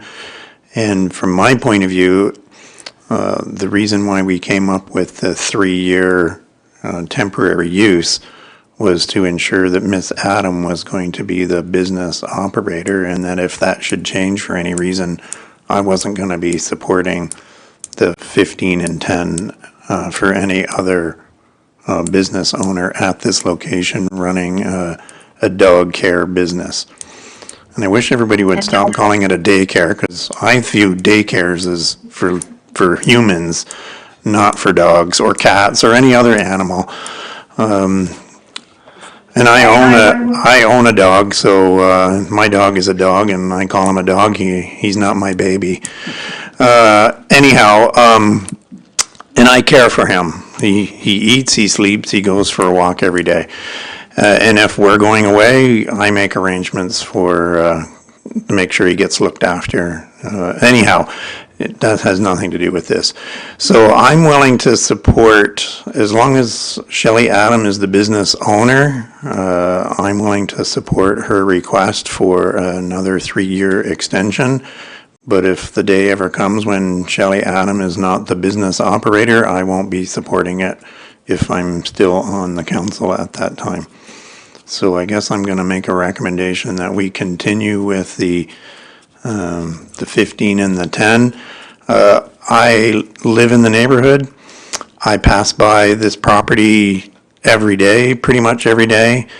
There's never any traffic issues. I see the cars come, and they come like one, or maybe you might see 2 at a time, but the driveway is definitely large enough to handle 3 or 4 or 5 vehicles. The people do not park on the road. They do not impede the traffic. I've not heard from any of my neighbors that they don't like the business, but I've also not heard that they're jumping up and down for glee and joy either as well. They certainly don't talk to me about it. But because I do live in the neighborhood, if people were going to complain, I'm sure they would have done so long by now. But so Miss Adam, as long as you're the business owner, I'm prepared to support you and your, and I know you've spent a lot of money on your home. If memory serves me correctly, it was to the tune of like $50,000 to get your home in such a way that the building code was met, and you've had the building inspector there, including the chief building inspector himself, because I've spoken to him in the past, not recently, but in the past, about your property and the work that you've done. And I personally did visit your home back, I don't remember when, it might have been in 2018. And while I was there, there was definitely lots of dogs there, and not one of them made a sound, other than they were breathing. There was no barking or growling. They were all content, and they didn't jump around and cause any ruckus or anything. They were all well cared for, and I'm going to believe that that continues today. Anyhow. Councillor McHugh, you still have further comment? Thank you, Chair. And thank you to Councillor Quinte and Madison for setting me straight on that. I'm inclined to agree with Councillor Quinte. We have a lady who's running a business, may not be conforming to the bylaws in a one way or the other, the zoning end of it, but apparently she's running a business that's reputable. We're not getting any complaints. She's not causing a problem for the city. I see no problem with her carrying on under the same conditions for possibly the same length of time. So I'd be more than happy to second that recommendation. Okay. So Councillor Quinte moves that we, well, you have a question. I'm just saying, I got this on the floor, so you understand what the motion will be, that we resume and support the same conditions that were previously. Correct. For the same number of years. Exactly. Under the same conditions. Correct. Okay. All right. Ms. Simmons. Sorry, I have, and I know the daycare has an excellent reputation, but I'm concerned about consistency. If we've just said no to another application and say, well, this is okay just because it's run properly, and yet planning says that's not specifically what we're voting on, it is the property use. I also have concern, obviously, about raw diets, and they said they're getting rid of the feces, and I'm not sure how they're disposing of it, but there are wells in that area, and that is potential for well contamination with, and a lot of dogs are on raw diets. So it's just a potential health hazard. I know she has an excellent reputation, but the biggest thing that bothers me is consistency. If we say yes to her and no to the other person, then that's not being consistent. Okay, If I may, if I may reply Yes, go to ahead. that, Mr. Chair. Yes, The go ahead. the difference between the two daycares is that if this is not a home that's babysitting or looking after client dogs. This is a occupational business who the owner has literally taken the inside of their home, remodeled where their living condition is to make, when you walk into the entrance, it's part of of where the dogs and the meet and greet and the dogs and the daycare. The kitchen that is used for the dogs and the meals. The sunroom where they have their porch so the whole main the main and the upper levels of this what looks to be like a house is literally an entire doggy daycare. So not only are you going outside where there is some space for the dogs to play, they have a whole house that they have access to. Even the office where she does all of her business, there's an office just slightly up the stairs where that's where her business is. Her staff have access to the entire upper level of the house, whether it be for them as a little sitting area to go if they just need to take a break, if it's a place to go to deal with their different business issues, the storage room, anything like that. It's all open to the business, and it's open to the public to come in of guests who are there for their dogs, not just anyone to come in, but anyone who's bringing and dropping off their dogs. Where her private residence is often a separate unit down in the basement area, because that was one of the main requirements she had to do in order to do this occupational business on her home. And when it comes to the feces, as soon as there's enough staff that work there between herself and other staff members on a regular basis, as soon as a dog does anything, it is picked up and literally put in a container that is picked up within that week or twice a week, but it is picked up immediately. So it is not sitting on the ground. It is not going into the dirt for the wells or to potential contamination. Everything is immediately picked up as they see it, and there's no as there's whatever dogs, and there may be 10 dogs there in a day, or there may be 5 dogs there in a day. They have a capacity of more, but it's whoever's coming for the use of their service. And these dogs range from smaller teacup-sized dogs to the larger dogs. And so I hope that answers your question. The difference between the two is she actually remodeled her whole house it was actually over $50,000 to remodel it, so she would be in compliance with the fire code and the bylaw code and in the residential code, so she would still have a residence in that rural residential occupational home. I hope that answers your question, ma'am. Okay. Does that satisfy your concerns, Ms. Simmons, or? I'd like to hear from planning about their take about policy. Okay. Planning, whoever? Through Mr. Chair. So, like the comments I made on the last application are obviously similar situation, similar comments. I think I said this when this application came up.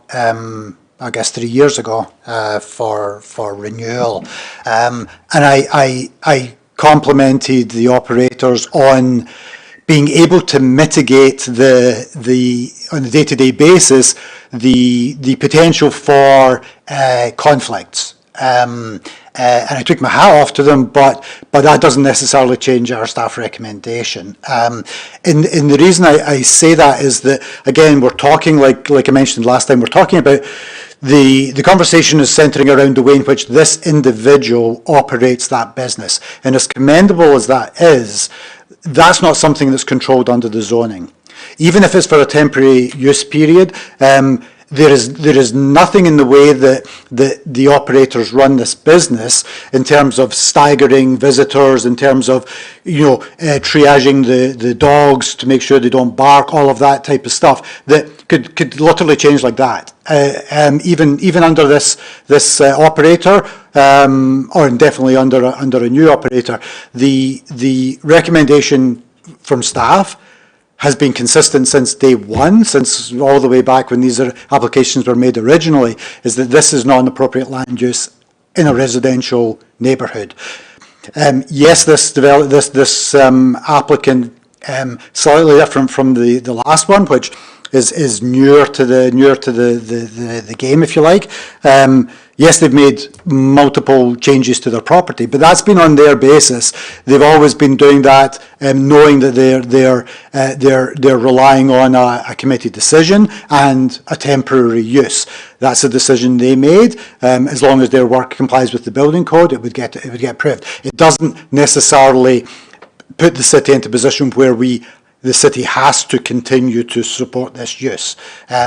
The temporary use is coming back up. Obviously, if committee and council supported this as a long-term use, that would be different. But so the types of things that make this a good business model, even in this location, are not things that we can condition under the zoning, and so therefore our recommendation stays the same. This is not a consistent or a compatible land use in a residential neighbourhood.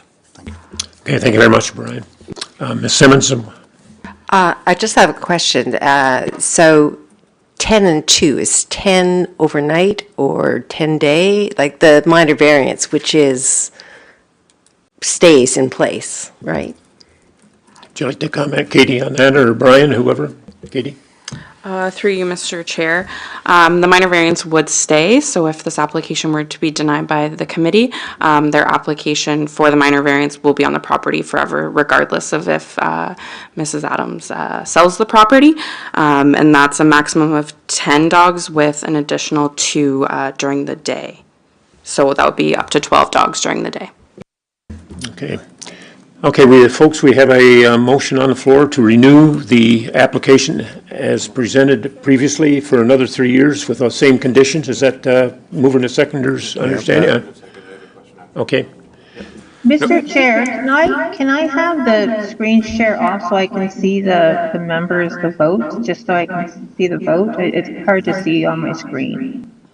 Well, I haven't asked for the vote yet. I'm still taking questions and comments. Thank you. I just wanted to get it so I could see everybody. Thank you. Okay. Well, I believe IT, I think everybody's visible, I believe. Okay. We'll make sure everybody gets their hand up, whatever way they vote. So when that comes, okay, Thank you. Councilor Consovas, please. I'm inclined to agree with staff's recommendation. They've already had the exemption, and they've done business that way. But similar to what Mrs. Simmons said, there's got to be some kind of consistency. I know they're a little different in that these individuals renovated their homes. One question would be, what guarantee do we have that the current owner remains in place? Does this contract become void if she were to sell the business? Second thing, I'm not comfortable with 3 years if the committee does approve this. It's more like a 2-year exemption would I'd see more fit. It would, in line with the council of the day. So when a new election were to happen, then they could revisit this issue should they want to take it on. But 12 dogs seems like an awful lot anyway as a property owner. I'm a dog owner, but I'm thinking of the surrounding neighbors. I'm thinking of consistency. So I would like to support staff's recommendation. Okay, thank you. Councillor Card, I believe you have a question or comment?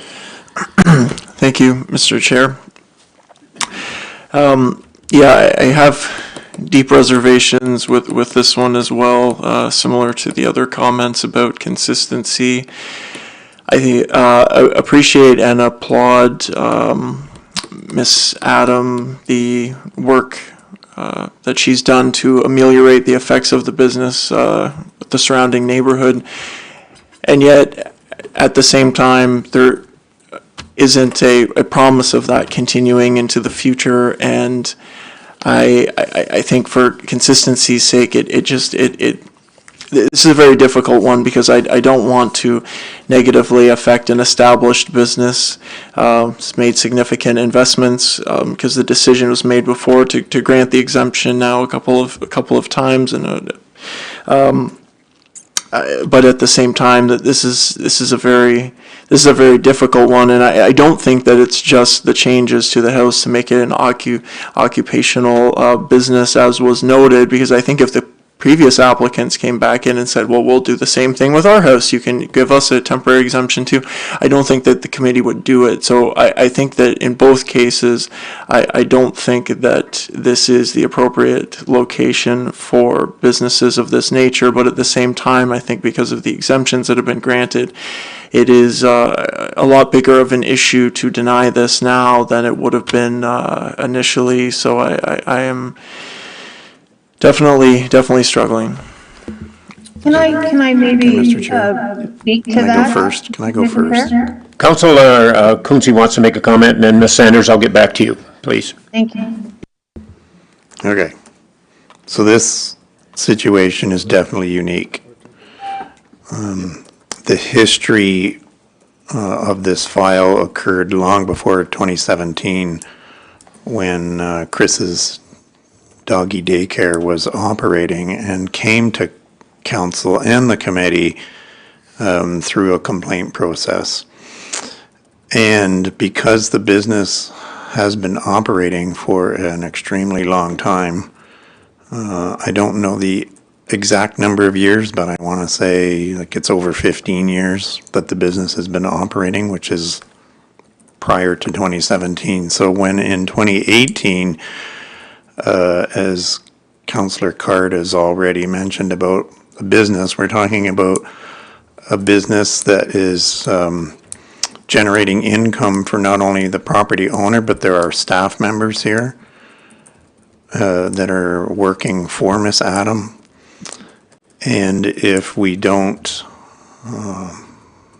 agree to the extension for another 3-year period, then Miss Adam is going to have to fire her employees and probably not be able to continue with the business because it won't generate enough income to keep it going, especially with the amount of money she's invested to comply.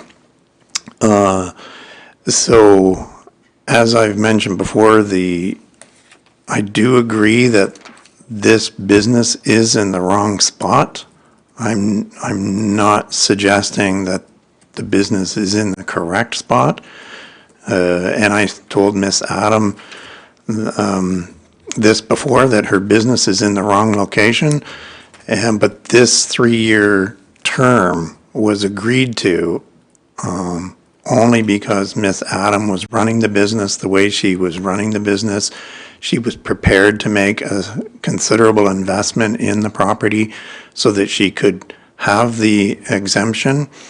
And I believe it was Mayor Harrison at the time that came up with the 3-year period. I don't recall exactly, but I want to believe that that's what it was, because I wanted to see the business succeed or keep going without putting people out of work, which would have happened in the past. And if we don't let her go ahead with the exemption, then that's exactly what's going to happen.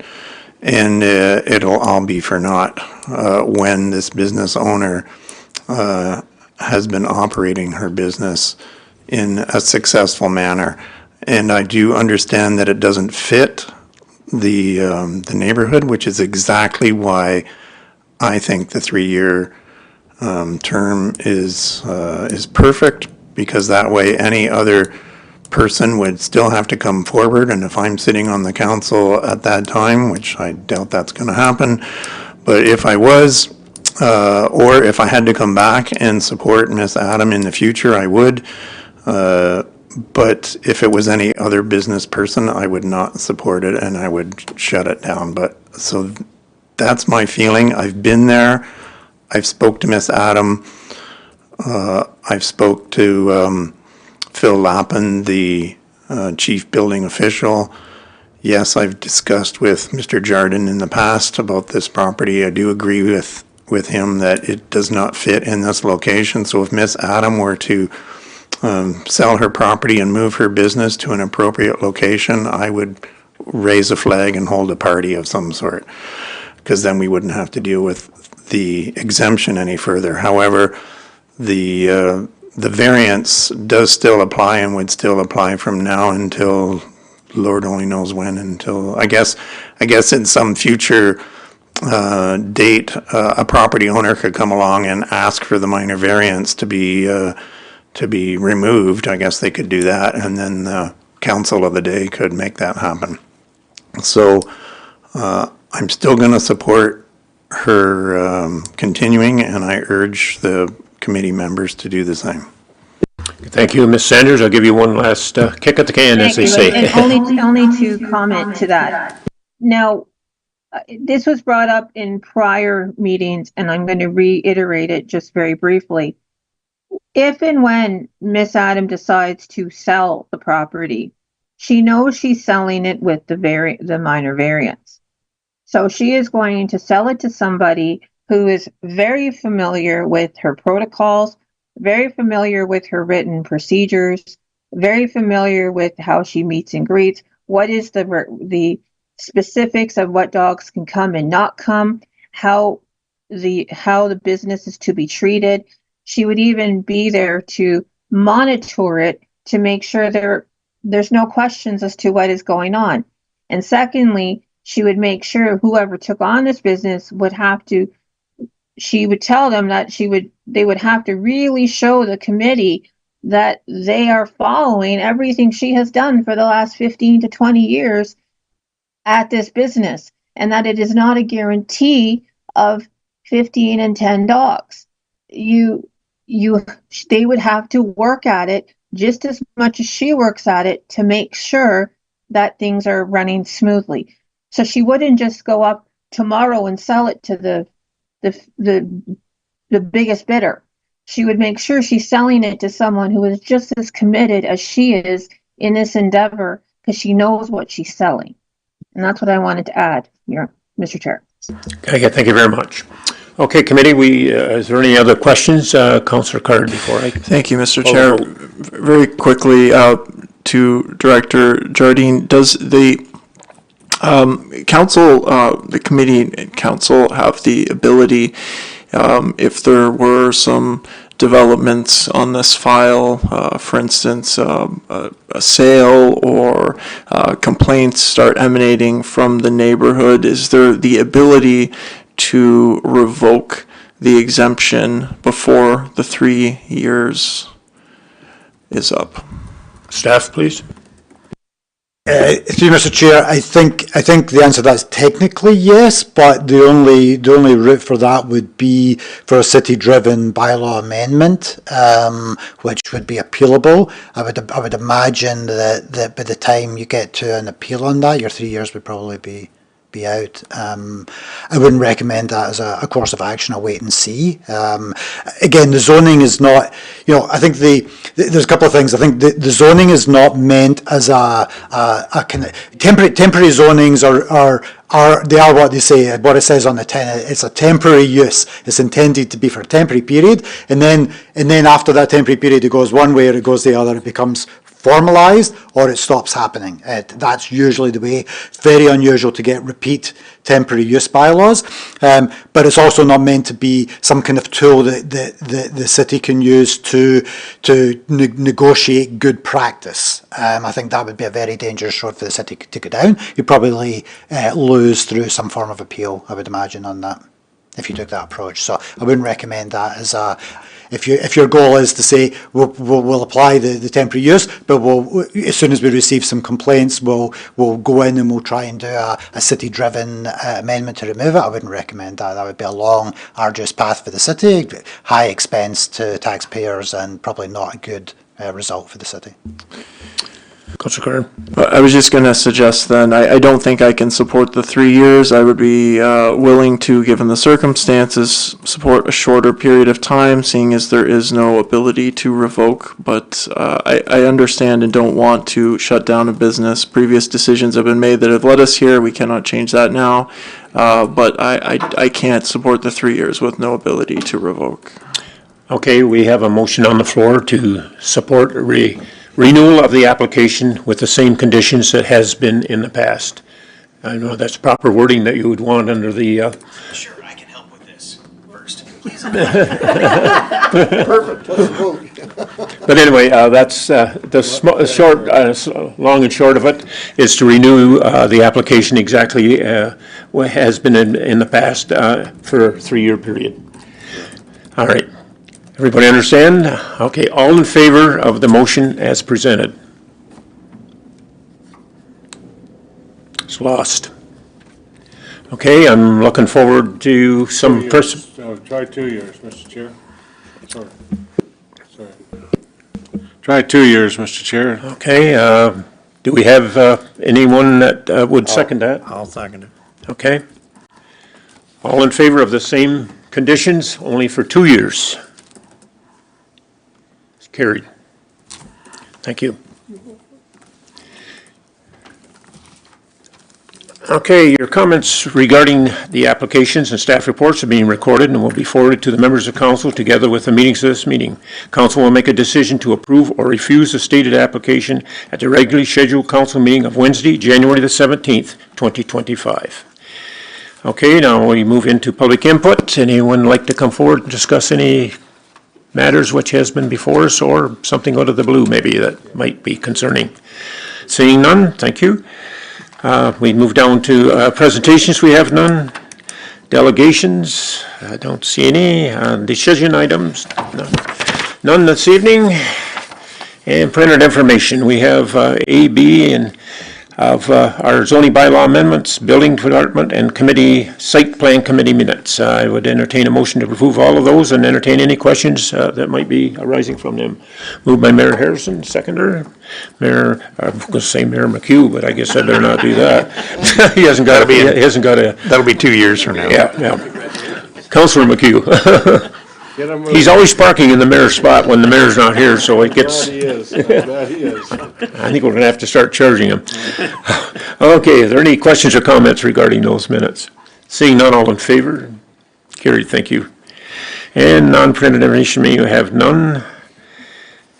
And requests for information, we'll go around the table. Ms. Simmons, you're the lady on this committee, we'll give you the first go. No comments? No? Okay. JD? Oh, okay, go ahead, ma'am. Actually, just getting back to the dogs. So there are other businesses that have dogs. So I just have a question for planning, or maybe it's bylaw. How many dogs can be looked after by a private owner on a recreational property? 5? Staff? On a residential, not recreational.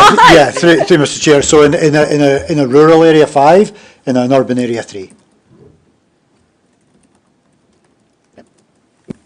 Okay. Mr. Brown. I'm just looking forward to hearing how many times doggy doo-doo comes up in the minutes, so have fun with that, Emma. Councilor O'Neill, nothing? Mayor Harrison. Well, I just, staff did a lot of work on getting us ready for tonight. I thank you very much. And of course, I am a dog owner. I've had a dog a long time. I used to have a lab that I used to take hunting. the dog caught more than I shot, so that was, which was good. But, it's getting tougher and tougher to keep animals. I know I keep cattle, and Mr. Chair, you did it for a long time as well, and it's getting more and more difficult to make sure you're following all the requirements and making sure that the animals are being looked after properly. And I think we have to, in this case, acknowledge that here's somebody who is, willing to do a great job. And the other location is the Humane Society, and I really, I appreciate the work they do, but I don't think that animals that I own should be in the Humane Society. They're my responsibility to look after them to the best of my ability. So I appreciate the opportunity for this person to continue doing what they do.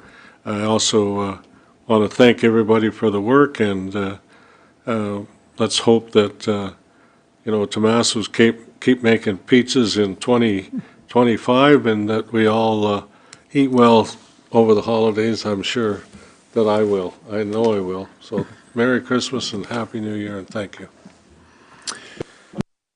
Councilor Quinte. Thank you very much. I also want to thank the planning staff for guiding us through the past couple of years, because I know they've had so much fun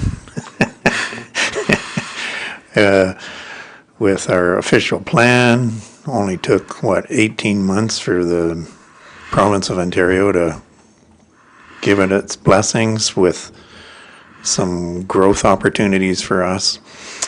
And by looking at some of the numbers, that we're still going to keep on growing, and we have lots of subdivisions ready to get going. So all we need is some financial miracles out there. Anyhow, in our housing initiative that we're taking, and getting some positive feedback from members of the community that our housing initiatives that we're taking, they will see some fruit one day. I just hope it's sooner rather than later, just like anyone else. I also am a dog owner. I've had a dog for many, many, many years. My wife and I have had a dog ever since we first got married. I've met your dog, Mr. Mayor, before. You have one or two dogs? No, we've been through a few. Yeah. Oh, me? Yeah, there's only one of me. Either luckily or unluckily for her. There's like anybody's life. There's good days and bad days. Anyhow, so this has been an interesting meeting. I thank the committee members for listening and helping my neighborhood out. I've lived in the Montrose Road or Country Club Village since 1987. Got a lot of friends and neighbors who have lots of questions about even tonight's issues. The one on Montrose Road, I got way more feedback and not wanting to see the 510 Montrose Road application proceed. And I do agree with the planning staff that a dog care business in the Country Club Village neighborhood does not fit. So if anybody else who lives in Country Club Village is thinking about starting a dog care business, don't do it. It's not going to work. And because I've met Shelley Adam and have observed her business in operation, I'm only agreeing to the extension because she's running it. If it was anybody else doing it, I wouldn't be supporting it. So thank you very much, staff. Thanks for the hard work this past year, because we're not finished. So keep your sleeves rolled up. There's more fun coming. And I'm sure you are well more aware of it than we are here on the committee. Thanks so much. Merry Christmas. Thank you. Councilor McHugh. Thank you, Mr. Chair. Yeah, I too want to echo the favorable comments for our planning staff. It's a tough job they have to do. They're most pleasant every time I approach them in City Hall. I don't want to say behind my back, but I know they're very pleasant to my face, and I respect them greatly. So thank you. My hat's off to you. Sometimes you have to make some tough decisions here, but I've been here now, I guess, 10 years now doing it. It all seems to work out. The city is moving forward. Things are unfolding the way they should. A special thanks to our IT department that shows up and different staff that come and help us every night.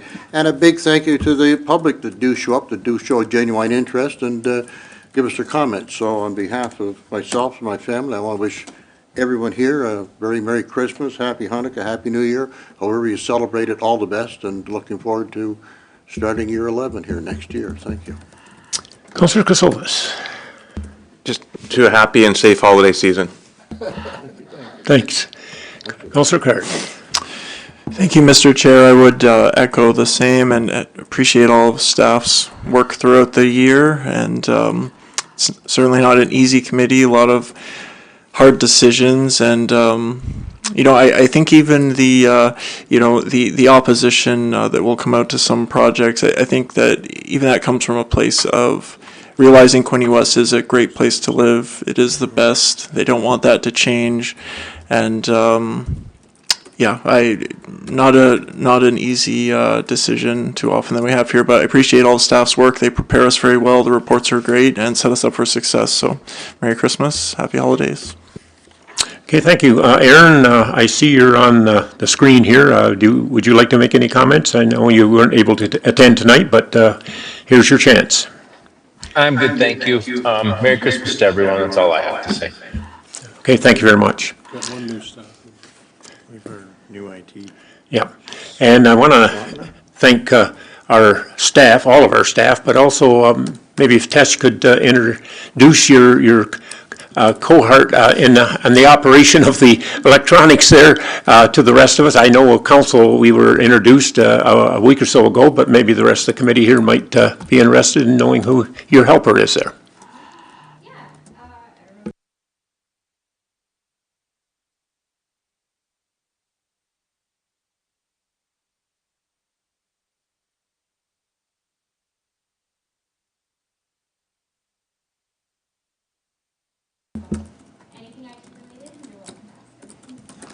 Anyway, thank you very much, and thank you for all your assistance throughout the year, and I want to thank the staff for their hard work and dedication, and for keeping us on the straight and narrow, and we always try to make the right decision, and as it's been said previously, it's not always a happy one for some people, but we try to do the best and adhere to the rules as much as we can.